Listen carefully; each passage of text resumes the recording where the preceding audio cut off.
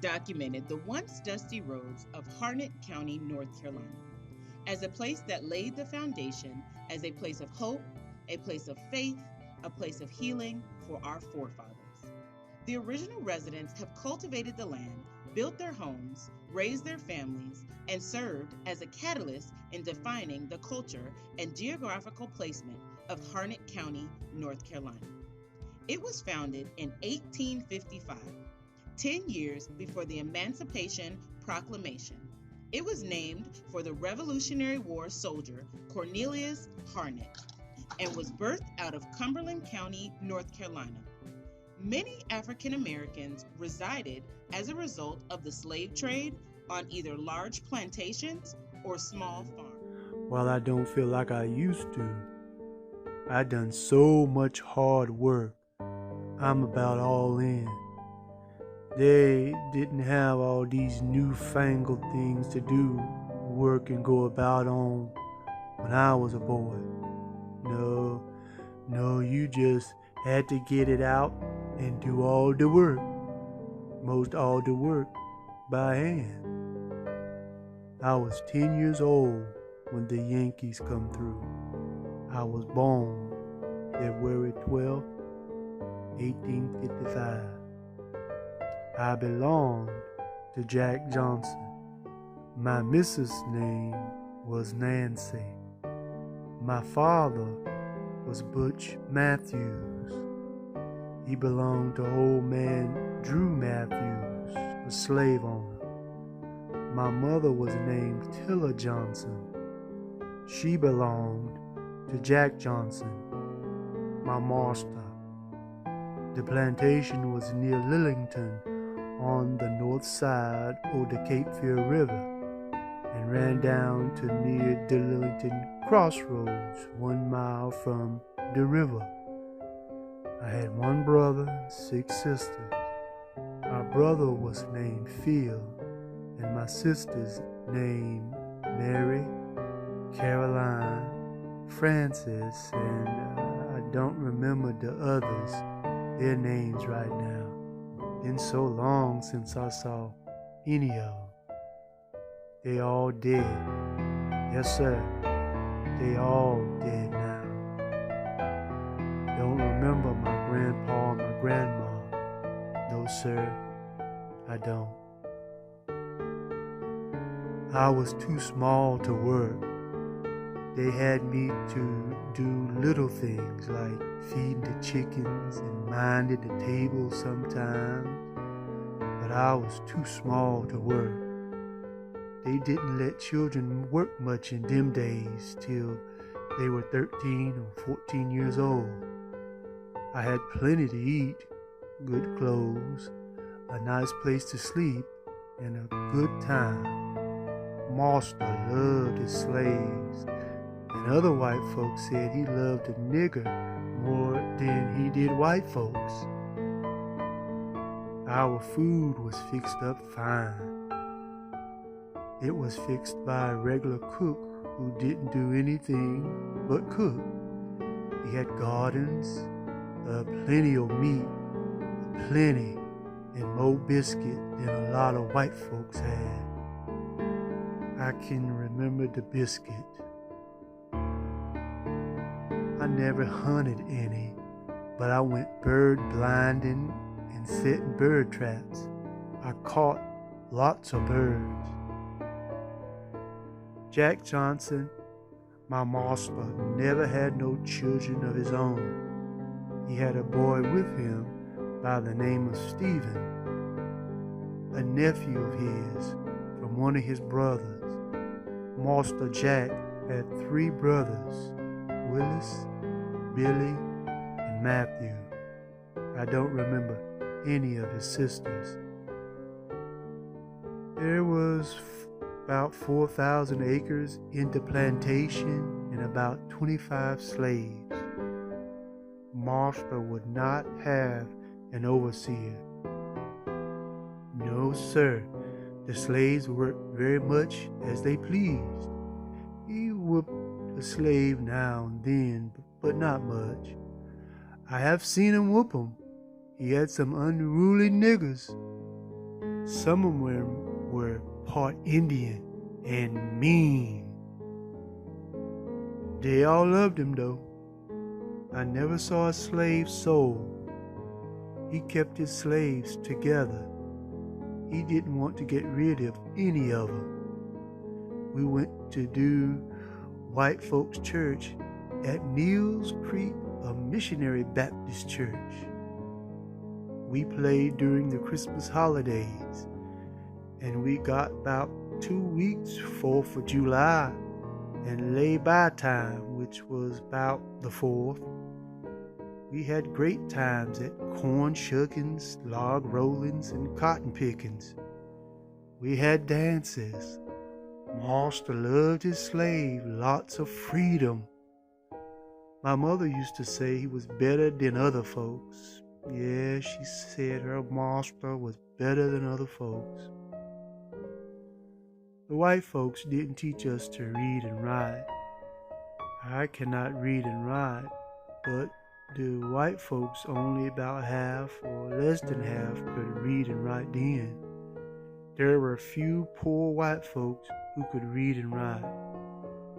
I remember the baptisms at the Reuben Matthews Mill Pond. Sometimes after a big meeting, they would baptize 24 at one time. No slaves run away from master. They didn't have any excuse to do so, 'cause whites and colored fared alike at master's. We played bass, cat, roly-ho, and a kind of baseball called Round Town. Dr. John McNeil looked after us when we were sick. We used a lot of herbs and things. Drank sassafras tea and mullein tea. We also used sheep tea for measles. You knows that. You know how it was made. Called sheep peel tea. It sure would cure the measles. About all that would cure the measles then. They were bad then. Was then, they is now. I saw Wheeler's cavalry. They come through ahead of the Yankees. I saw colored people in the Yankee uniforms. They wore blue and had brass buttons on them. The Yankees and Wheeler's cavalry took everything they wanted. Meat, chickens, and stock. We stayed on with master after the war. I've never lived out of the state. We lived in the same place until master and Mrs. died. Then we lived with their relations right on here. I'm now on a place their heirs own. Old master loved his dram, and he gave it to all his slaves. It sold for 10 cents a quart. He made brandy by the barrels, and at holidays all drank together and had a good time. I never saw any of them drunk. People weren't mean when they were drunk then. It was so plentiful, nobody notices it much. Master would tell the children about raw head and bloody bones and other things to scare us. He would call us to the barn to get apples and run and hide, and we would have a time finding him. He'd give the one who found him an apple. Sometimes he didn't give the others no apple. I married Ellen Johnson, May 22nd, 1865, the year the war went up, and my wife is living, as you sees, and able to be about. I'm not able to work, not able to go out anywhere by myself. I know I can't last much longer, but I'm thankful to the Lord for sparing me this long. President Abraham Lincoln issued the Emancipation Proclamation on January 1st, 1863, as the nation approached its third year of the bloody Civil War. The proclamation declared that all persons held as slaves within the rebellious states are henceforth shall be free. The Emancipation Proclamation, narrated by Eric Brantley. Now, therefore, I, Abraham Lincoln, President of the United States, by virtue of the power in me vested as Commander-in-Chief of the Army and Navy of the United States in time of actual armed rebellion against the authority and government of the United States, and as a fit and necessary war measure for suppressing said rebellion, do on this first day of January in the year of our Lord 1863, and in accordance with my purpose, so to do publicly proclaimed for the first period of 100 days from the day first above mentioned, order and designate as the states and parts of states wherein the people thereof respectively are this day in rebellion against the United States, the following, to wit: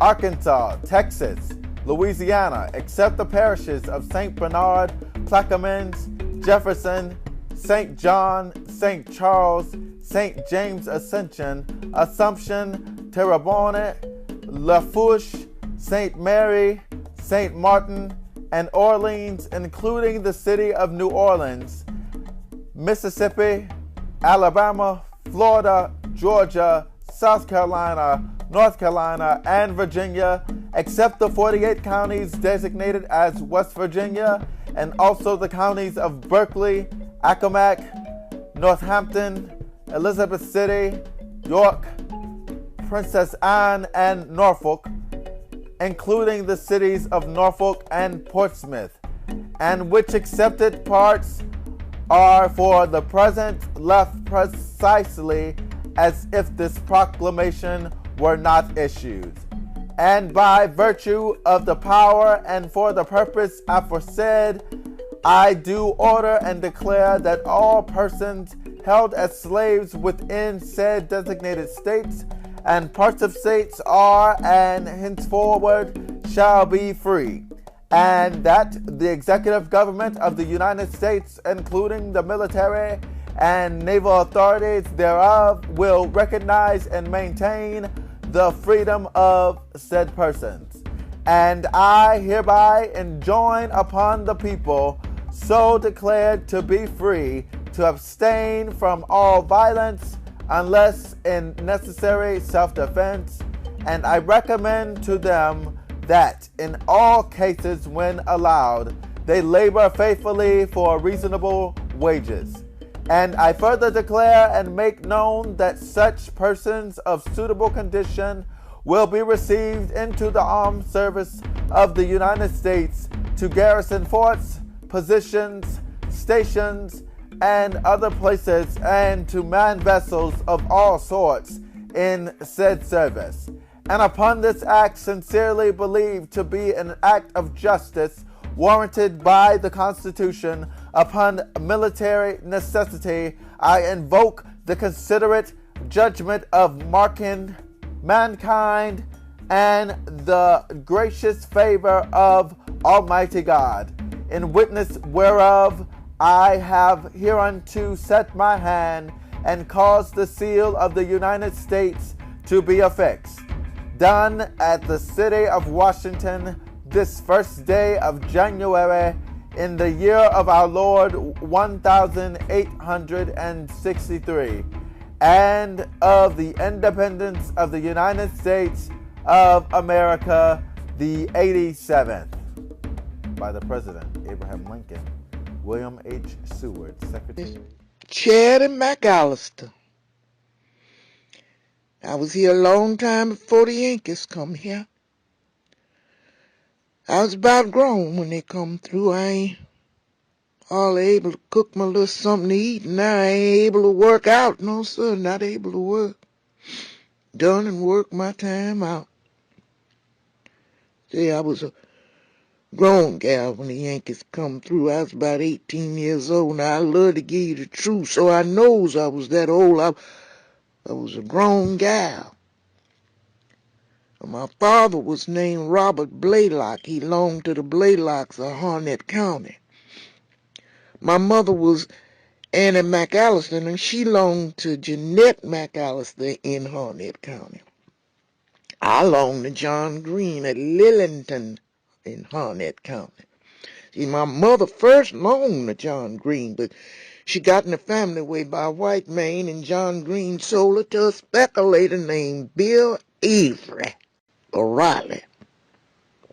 Speculator. They sold my brother. He was white as you is. Oh, when the surrender came, mother went back to Miss Jeanette McAllister in Harnett County. See, that's how they got back there. Now, I wants to tell you the truth, and that's what I'm going to do. I tell you, I was whooped during slavery time. They whooped us with horsehair whoops. They put a stick under our legs and tied our hands to the stick, and we couldn't do nothing but turn and twist. They'd sure work on your back end. Every time you turn, they'd hit it. Now,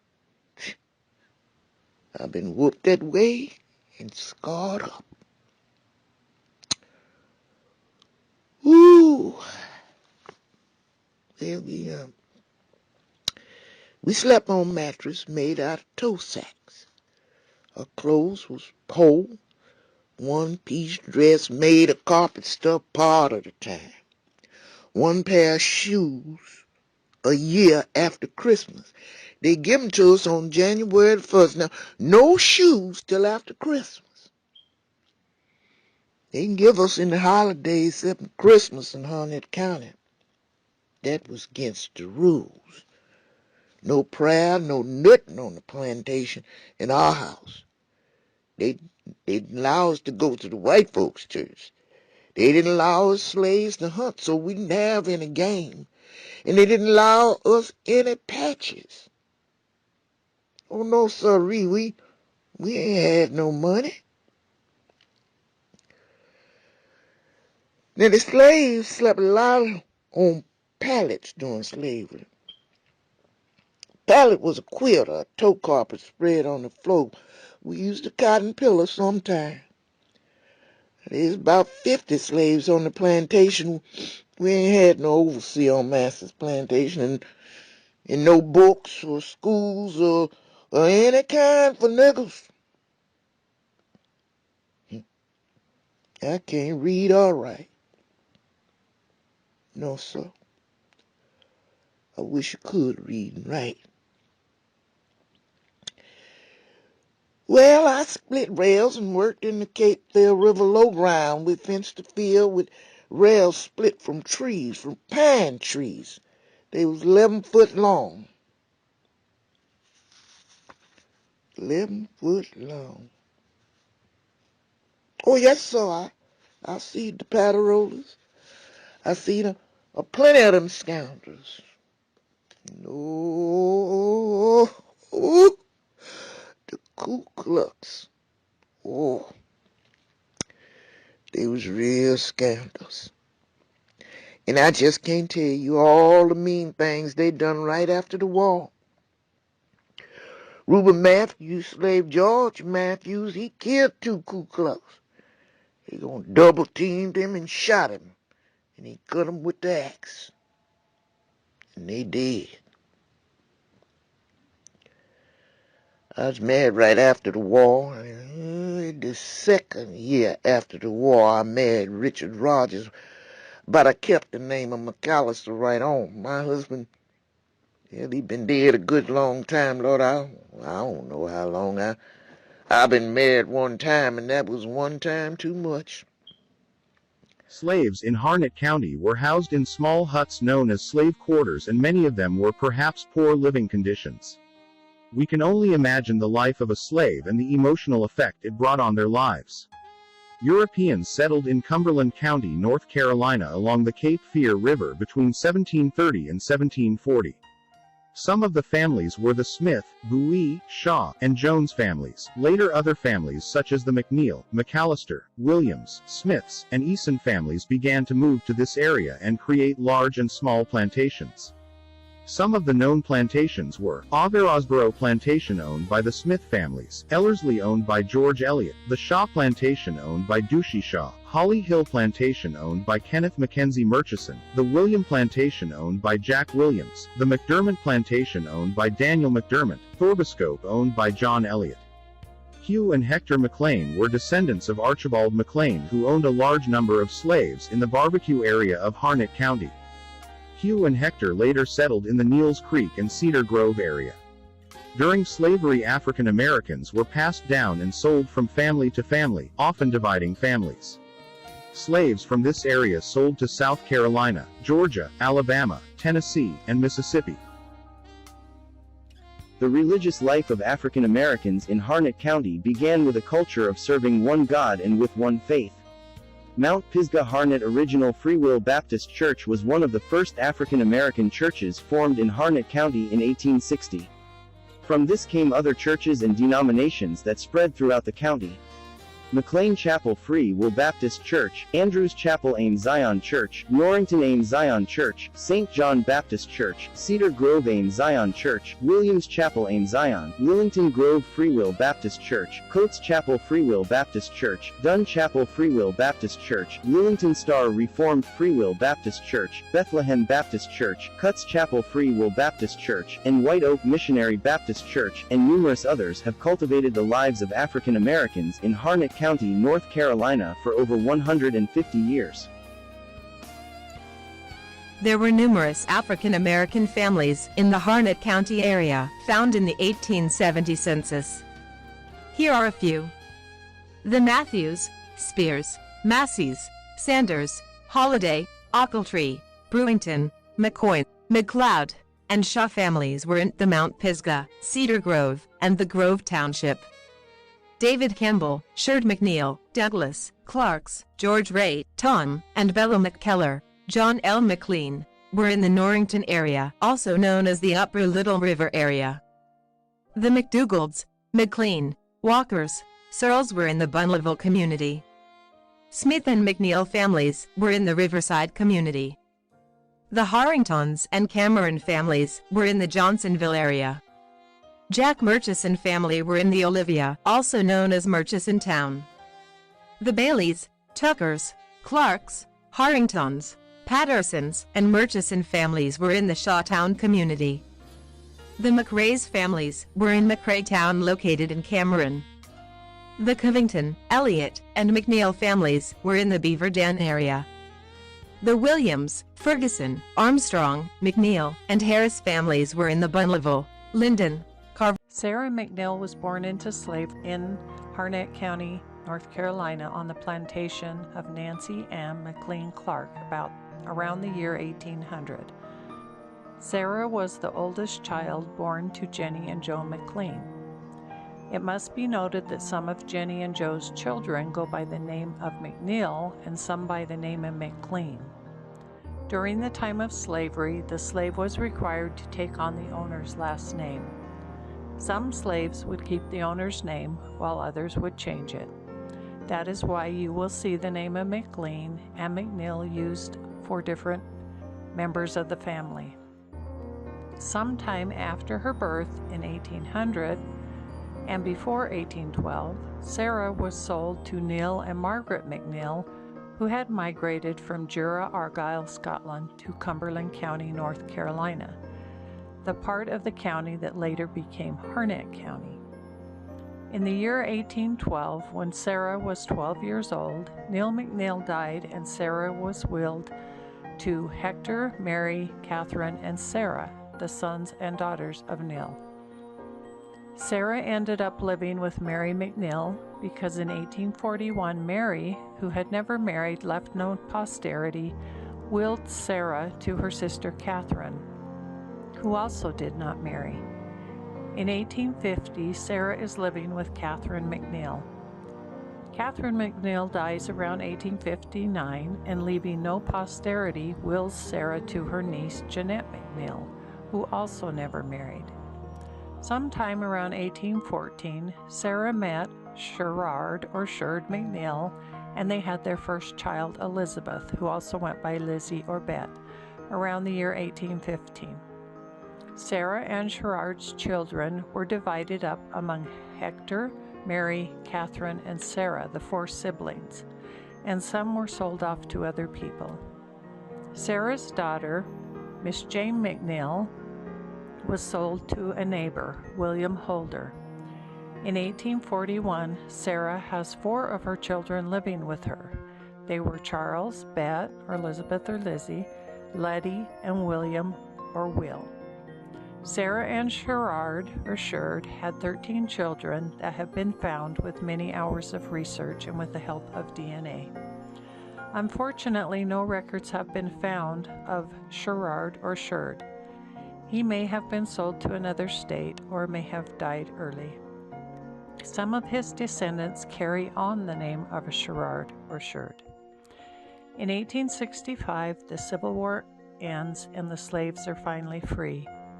No trace of Sarah is found in the 1870 census, but some of her children are found. We see Sarah again in the 1880 census. Sarah is 80 years old and living with her son Charles McNeil and his family in Upper Little River, Harnett County, North Carolina. Sarah was at least 80 years old or older when she died. Sarah and Sherrard or Sherd and their children would have spent their lives working in the production of turpentine in Harnett and Cumberland County area of North Carolina. One can only imagine the suffering of being enslaved and having to endure the hardships of that life. We can be proud that our progenitors were such strong and resilient people that were able to rise above the terrible hardships they had to endure. We as their grandchildren can be grateful to have inherited this wonderful trait. Education of African Americans in Harnett County, North Carolina played an important part of the building of the African American community. In 1920, Julius Rosenwald and Booker T. Washington felt the need to assist in the education of African Americans in the South. Julius Rosenwald established the Rosenwald Fund. This fund would help to build schools for African Americans. Harnett County has documented over 25 Rosenwald schools located throughout the county. Some of those schools are Norrington School, Bethlehem School, McLean Chapel School, Coates School, Mount Pisgah School, Murchison Chapel School, and Smith Grove School, and many others. 2 of those schools have strong alumni associations that are still operating today. Shawtown High School and Harnett High School, also known as Harnett County Training School. Graduates from these schools are still striving to create a legacy in memory of many of the graduates and educators by creating scholarships and community activities to promote higher education. There are several notable African Americans that have made a significant impact in the education of African Americans in Harnett County, North Carolina. Booker T. and Ethel Patterson Williams, Samuel Bell, James Bennett, Dessie Mae McNeil McCants, Donna Arnold Thurman, Leonard Arnold, and Mr. Waddell Potter, and many others.